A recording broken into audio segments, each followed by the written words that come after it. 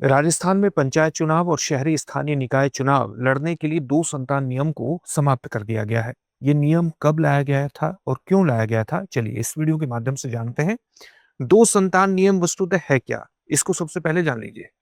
दो संतान नियम ये नियम है कि अगर किसी व्यक्ति को दो से अधिक संतान है तो वो पंच का चुनाव नहीं लड़ सकता, वो सरपंच का चुनाव नहीं लड़ सकता, वो पंचायत समिति जो कि ब्लॉक लेवल पर एक महत्वपूर्ण प्रतिनिधि संस्था है उसका चुनाव नहीं लड़ सकता, जिला स्तर पर जो पंचायत है सबसे बड़ी जिला परिषद उसका चुनाव नहीं लड़ सकता, और साथ ही जो नगर निगम नगर पालिका के चुनाव है, नगर परिषद के चुनाव है, उसमें नगर पार्षद का चुनाव भी वो नहीं लड़ सकता है।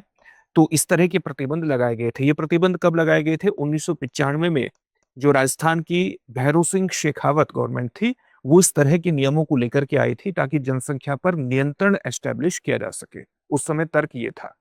अब इन नियमों को समाप्त कर दिया गया है, और इन नियमों को समाप्त करने के लिए राजस्थान ने सबसे पहले मार्च में, आप जानते हैं, एक अधिनियम सरकार लेकर के आई थी, एक अधिसूचना भी उसने जारी कर दी थी। पहले अधिनियम पारित किया, फिर अधिसूचना जारी कर दी राजस्थान सरकार ने।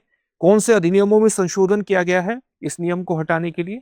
एक है राजस्थान पंचायती राज अधिनियम, पंचायती राज अधिनियम 1994। अब इसकी धारा 19 में संशोधन किया गया है, परिवर्तन किया गया है इस नियम को हटाने के लिए। और दूसरा है राजस्थान नगर पालिका नगर पालिका अधिनियम एक्ट। ये कब का है? यह है वर्ष 2009 का, और इसकी धारा 24 में संशोधन किया है। 24 में संशोधन करके ये दो संतान नियम को समाप्त कर दिया है। साथ ही आप जानते हैं कि पंचायत चुनाव लड़ने के लिए, शहरी स्थानीय निकाय चुनाव लड़ने के लिए जो उम्मीदवार है उसे इस बात का शपथ पत्र, लिखित शपथ पत्र यानी अंडरटेकिंग देना पड़ता था कि उसको दो संतान नहीं, और ये शपथ पत्र एक आदेश के अनुसार भरना पड़ता था उसको, और ये आदेश था 2 जून 1999 का। तो ये आदेश भी अब समाप्त कर दिया गया है। अब इस तरह के शपथ पत्र को भरने की आवश्यकता ही नहीं है, क्योंकि अगर किसी व्यक्ति को दो से अधिक संतान है, वो नगर निकाय चुनाव भी लड़ सकता है, वो पंचायत चुनाव भी लड़ सकता है, और इस प्रकार से जो स्थानीय स्तर के चुनाव है उनकी प्रक्रिया को और अधिक लोकतांत्रिक बनाने का प्रयास राजस्थान सरकार ने किया है। इसके संबंध में हाल ही में राज्य निर्वाचन आयोग ने सभी जिला निर्वाचन अधिकारियों को दिशा निर्देश भी जारी कर दिए हैं। एक और परिवर्तन हुआ है, वो परिवर्तन क्या है?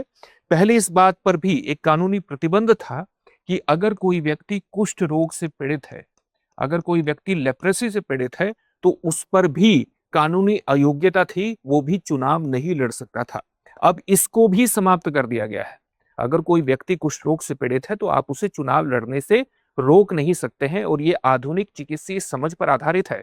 साथ ही हमारे यहाँ एक कानून भी है, दिव्यांगजन अधिकार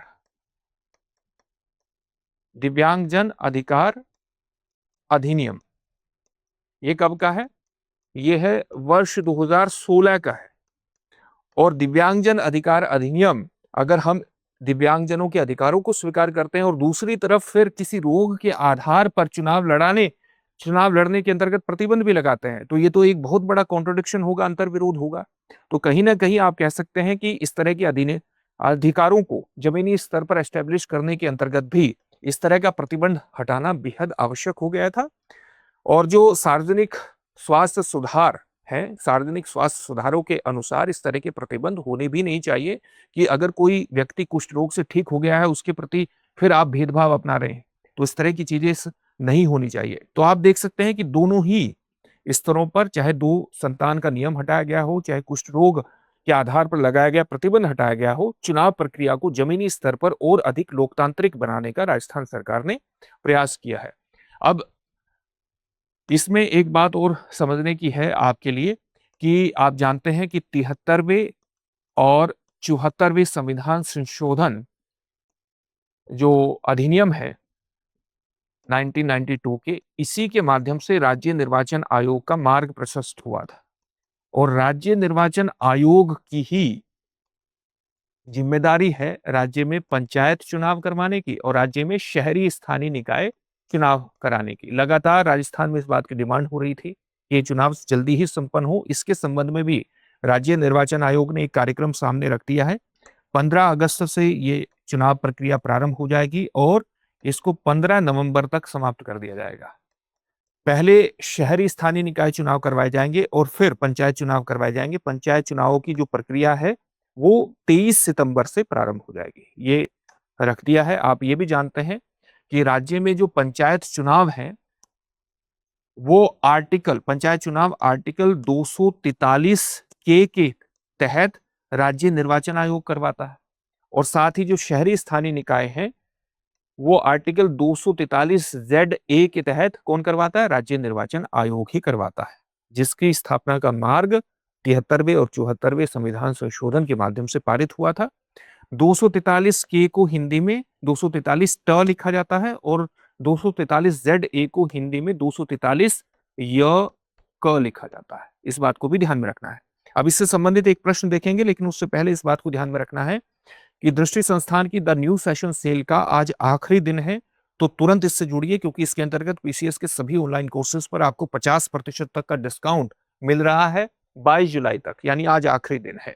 और पीसीएस के सभी ऑनलाइन कोर्सेज का मतलब ये भी है कि आरएएस के सभी ऑनलाइन कोर्सेज पर ये डिस्काउंट आपको मिल रहा है 50% तक का। आज आखिरी दिन है, तो तुरंत डिस्क्रिप्शन में दिए गए लिंक पर जाइए, अपने आप को रजिस्टर करा दीजिए, दृष्टि लर्निंग ऐप को डाउनलोड कर लीजिए। इस तरह की सुविधाओं से जुड़ना आसान हो जाएगा। अगर किसी भी प्रकार का डाउट है तो 8750187501 पर कॉल कर लीजिएगा।